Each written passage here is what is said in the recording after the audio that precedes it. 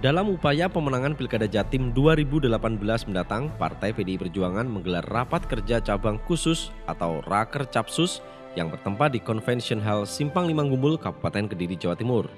Pada Raker Capsus tersebut dihadiri oleh bakal calon wakil gubernur Jawa Timur Putih Guntur Soekarno atau yang akrab disapa Mbak Putih.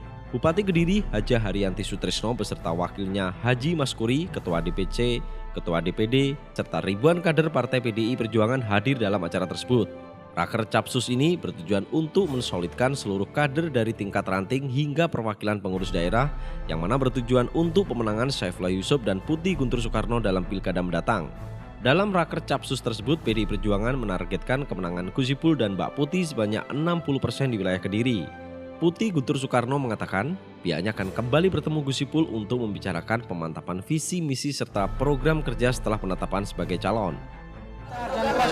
Jadi salah satu unggulan kita itu tidak ansih kemudian menjadi 1 triliun tapi bisa juga lebih.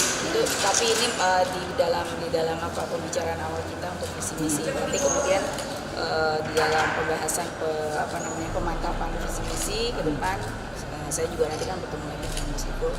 Itu yang akan kami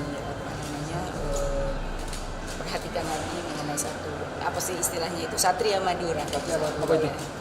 Satria Madura itu 1 triliun untuk Madura. Perlu diketahui pemirsa, program Satria Madura 1 triliun untuk Madura tersebut merupakan program yang diperuntukkan untuk peningkatan sumber daya manusia dan peningkatan kualitas infrastruktur di Madura. Dari Kediri, Jawa Timur, Nada Prima, Kediri TV melaporkan.